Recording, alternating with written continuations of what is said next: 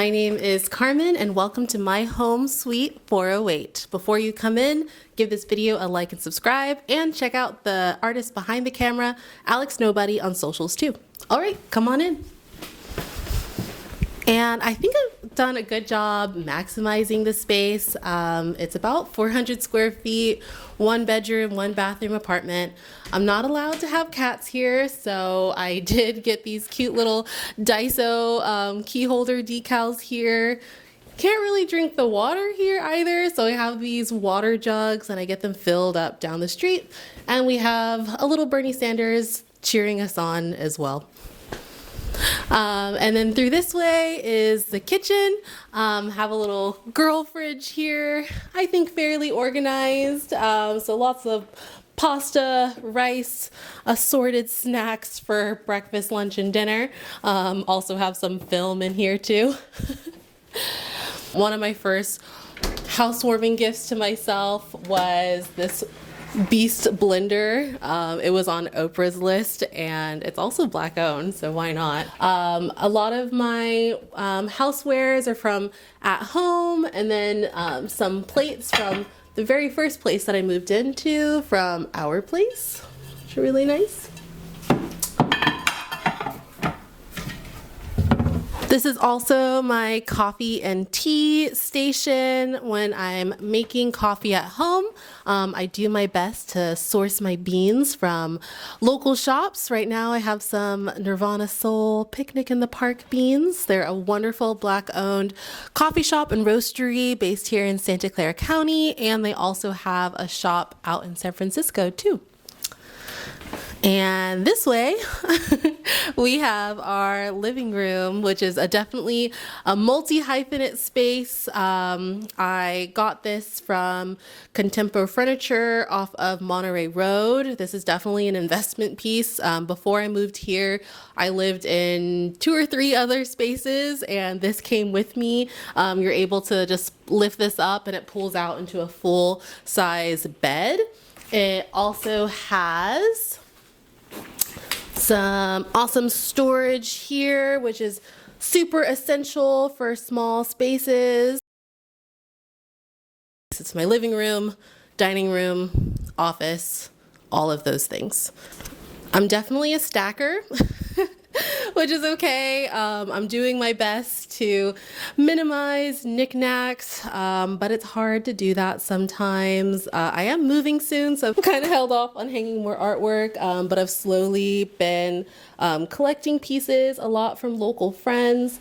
I have some pieces that I've had since graduating like high school, or when my friend graduated college from a UCSC print fair. Go Banana Slugs. And then I have some newer prints as well that I've been collecting through my work with Local Color and just collaborating with other artists around the Bay Area. What really sold me on this space was this balcony. Having the private outdoor space to just catch a little sun is so nice. I could just start my mornings or my afternoons, come out here, sit, enjoy golden hour as the sun comes down by the San Jose Towers, San Jose State Towers, and just enjoy the morning sunshine as well. So love it out here. So I have had the privilege of living alone twice now. This is the second space that I've gotten to enjoy all to myself. This is a 1 bedroom, 1 bath, and it sits kind of on Greek Row on the border of the Nagley Park and South University neighborhoods. I pay $119.95 a month, water included, for this 400 square feet home, I think Victorian era, but I'm not sure when all of the build out happened. Here is my bookshelf. I swear I've read most of these, or am in the process of reading most of these. I get a lot of my books from Bookshop or Thrift Books, so I can take my time, support small booksellers, and also they keep all my plants company. Some of these are from Plant Cultura, Plant Slut, Plant Lush, or some propagated friends that are really trying to hold on, just making it through the seasons. And then a couple special pieces too. Erin Salazar helped embroider this for me in memory of my cat, and have a couple of her other artworks just kind of scattered throughout the apartment too. Real quick, we can check out the bathroom, which is nice and small. Just got a nice standing shower. Got my eucalyptus in here for little spa activities. Got another spider plant that was actually gifted to me to be funny. And also because I love it, I have this rooster print by the tattoo artist Corey Goodmorning. I'm way too chicken to get this rooster tattooed with all the line work, but I think it's funny and I get to see it every day, even when I'm using the mirror. I try not to be a goo hoarder, and I have a nice little medicine cabinet in here. Have to shout out Sable Labs, which is another Black-owned brand. That is my go-to. I've gotten several refills from that. Come on into my bedroom here. This has seen every configuration, including this bed being on the floor. It's on a tatami mat, and the mattress itself is also from J Life International. This is my closet. I worked at Crossroads and Bonobos for like 5 years between both of those, so a lot of the way that my closet was organized I learned from those roles. My favorite piece is this Diane von Furstenberg silk dress that I thrifted from Crossroads several years ago. I don't really have many occasions to wear it, but I still just love seeing it in my closet, so I leave it out. This was a dope road find. Really it just holds a lot of old journals from work and personal diaries, things like that, right by the bedside. These sticker decals give me so much joy. They like cast a rainbow every single morning, and that's what I get to wake up to. I also have some really cool one of one boards, or not maybe one of one, but limited edition boards and a print from some local artists here in the Bay Area. This table was also a road find, and it's pretty much just like my low profile editing desk station. Pretty much all the technology except for this Western Digital hard drive I got through Back Market, which if you're looking for secondhand tech that's refurbished from all different brands, check them out. Accessories galore. Can't have too many tote bags, you know, from the homies and all the local shops here. Number one thing that I keep collecting.